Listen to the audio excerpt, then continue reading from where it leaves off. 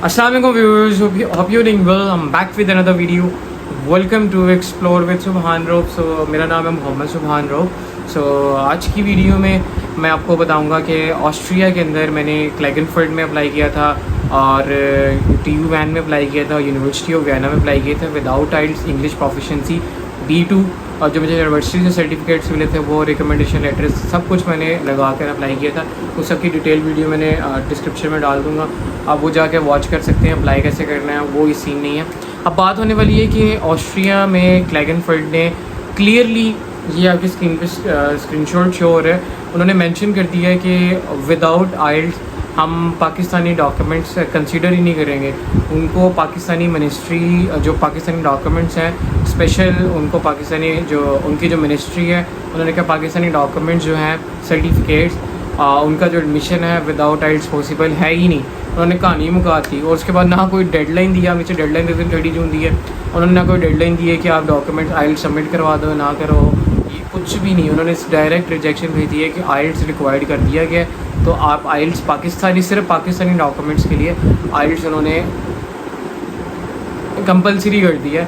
और उसके बाद जो है मैंने नोटराइज डॉक्यूमेंट्स भेजे थे, उस पर यह भी लिखा है कि देखें सेकेंड लाइन में आप गौर करेंगे ना तो इस पर यह लिखा हुआ है कि ना नोटराइज आपने सही तरह से कराए, लीगलाइज डॉक्यूमेंट्स ठीक थे ना, लेकिन जो ट्रांसक्रिप्ट में थे ना वो मेरे 2 पेज थे. अब जिनके 2 पेज हो गए ना ट्रांसक्रिप्ट के, जो उनकी लीगलाइज होगी तो उसको स्टेपलर करके आपने भेजना है नोटरी करा के. मैंने स्टेपलर नहीं किया था, उस पर वो भी मेंशन है, बट उसका कोई इशू नहीं है. आपके डॉक्यूमेंट, मेरे डॉक्यूमेंट्स एक्सेप्टेबल थे जैसे मैंने क्लैगनफर्ड में कराया था. बाकी सिर्फ इनकी रिक्वायरमेंट है आइल्स, टोफल और कैम्ब्रिज. सब आइल्स में B2 रिक्वायर्ड है, C मतलब कि 6 बैंड्स, 6 to 6.5 बैंड्स रिक्वायर्ड हैं काफ़ी ज़्यादा कोर्सेज़ के अंदर. उसके अलावा आपके वही आइल्स के अगर आप इंग्लिश अमेरिकन स्टडीज़ या AI या डिफरेंट सब्जेक्ट्स में करते हैं अप्लाई, तो उसके लिए आपको आइल्स का C1 सर्टिफिकेट चाहिए. और C1 होता है प्रोफिशिएंट यूज़र. 7 बैंड से लेके 8 बैंड्स के जो होती है लिस्ट, उसमें उसको C1 कहते हैं. और उसके ऊपर जो 8 से ऊपर होता है वो C2 में आ जाता है. तो आप अगर C1 ले लेते हैं, 6 ले लेते हैं, 6.5 ले लेते हैं, वो बहुत अच्छा है. और ये मैंने जो एडमिशन से अप्लाई इसलिए कि मुझे पहले से आइडिया था कि इन्होंने ऑस्ट्रिया ने मास्टर्स वालों के लिए भी अब सख्ती करनी है. उन्होंने आइल्स कर देना जैसे बैचलर्स वालों के लिए किया था. तो इसकी मैंने काफ़ी पहले मैंने बताया था कि मास्टर्स के लिए भी आइल्स रिक्वायर्ड कर देना है. और मैंने आइल्स ऑलरेडी प्रिपेयर कर रहा हूँ. डेडलाइन थी मेरी, लीगलाइजेशन इतनी लेट मिली थी तो मैंने डेडलाइन में अप्लाई कर दिया था. मैंने कहा चलो क्लैगनफर्ड में अप्लाई तो करूँ. आइल्स की डेट है वो अगस्त की मुझे मिली थी, तो मैंने कहा इस दौरानिए में मैं अप्लाई कर देता हूँ. क्या लकी है, अगर एडमिशन मिल जाता है तो ठीक है, तो नहीं मिलेगा तब भी फिर आइल्स तो करना ही करना है. तो बाकी है कि ना अब ये क्लैगनफर्ड ही ऑफिशियल कह दिया है. क्लैगनफर्ड की वेबसाइट पे कहीं भी नहीं लिखा हुआ कि आपने लाइक इंफॉर्मेशन मैनेजमेंट, लाइक मेरा इंफॉर्मेशन मैनेजमेंट कोर्स था, मैंने उसमें अप्लाई किया था, उसमें कहीं नहीं लिखा हुआ क्लियरली कि आपको आइल्स चाहिए ये नहीं. इंग्लिश B2 रिक्वायर्ड था सर्टिफिकेट. सो इंग्लिश B2 के अंदर नीचे लिखा हुआ था कि 2 years डिग्री आपने इंग्लिश में पढ़ी है, so you are eligible to study here. So मैंने 4 years की डिग्री पढ़ी थी इंग्लिश में और प्रोफिशेंसी साथ लगाया था, सब कुछ किया, मगर उन्होंने कंसिडर ही नहीं किया. सो आइल्स करना पड़ेगा उनको. जो न्यू रूल्स आए हैं उसके अकॉर्डिंगली पाकिस्तानी मिनिस्ट्री से भी कंफर्म करके उन्होंने रूल्स ये बनाए हैं आइल्स के. सो हमें आइल्स करना पड़ेगा, ये कंपलसरी है.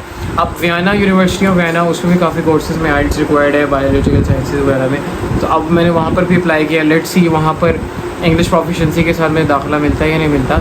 और TU वैन में भी मैंने अप्लाई किया हुआ है, वहाँ पर भी देखते हैं इंग्लिश प्रोफिशिएंसी के साथ दाखिला मिलता है या नहीं मिलता. लेकिन मैं आइल्स करने लगा हूँ, मैं अब इसमें रिस्क नहीं लूँगा क्योंकि काफ़ी सारी की सारी यूरोपियन कंट्रीज़ के अंदर आइल्स रिक्वायर्ड हो चुका है. आप लोग भी कर लें, मैं आपको मशवरा दूंगा आइल्स लाजमी करें. एक और चीज़ मैं आपको कंफर्म कर देता हूँ, ये ना अब आप लोगों को थोड़ा सा सीरियस होना पड़ेगा सबको कि आइल्स वगैरह करो और जल्द से जल्द अपना ऑस्ट्रिया का प्रोसेस कंप्लीट करो, इससे पहले कि आपकी लाइक वो भी मास्टर्स के लिए भी रिक्वायरमेंट आ जाए 80% की.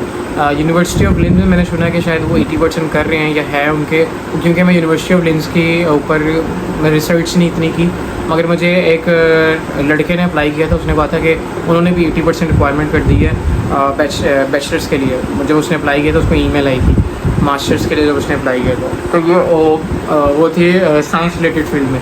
तो मैं यही कहूँगा कि आप लोग डेफिनेटली आए, अपना टाइम ना ज़ाया करें. अभी आपके पास टाइम है, अगली इनटेक में अगर आप जाना चाहते हैं नवंबर में, सितंबर से लेकर नवंबर में एडमिशन दोबारा से ओपन होने हैं समर इनटेक के लिए।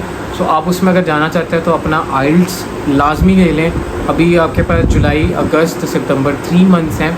3 मंथ्स के अंदर आप आइल्स कर सकते हैं। मैं भी अब ट्राई करने लगा, मैं भी करने लगा हूँ। इंशाल्लाह 3 मंथ्स के अंदर अंदर मैंने आइल्स मुकम्मल करना है और अपने एडमिशन के लिए अप्लाई करना है दोबारा से।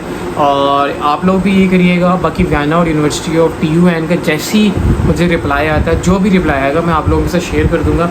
सो आप लोगों ने क्या करना है, चैनल को सब्सक्राइब कर लेना ताकि आपको रेगुलरली अपडेट्स मिलती रहें मेरी तरफ से। और लाइक, शेयर, सब्सक्राइब लाजमी कर देना। बाकी सिप्रस को भी आप कंसिडर कर सकते हैं, उसके लिए मैंने डिस्क्रिप्शन में वीडियो का लिंक डाला, आप वो भी चेक कर लें। बाकी 2-3 कंट्रीज़ और हैं, मैं रिसर्च करके वो लाजमी लगा दूँगा। मगर आइल्स सब में रिक्वायर्ड है, आइल्स, टोफल या कैम्ब्रिज, कोई भी आप कर सकते हैं, वो कर लें। और आई होप आप सबको मेरी तरफ से ये है कि सबको सक्सेस मिले। और इंशाल्लाह अल्लाह करेगा इंग्लिश प्रोफिशेंसी में भी दे दें दाखिला।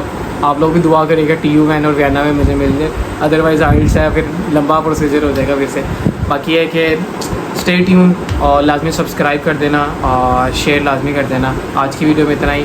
अल्लाह हाफिज़।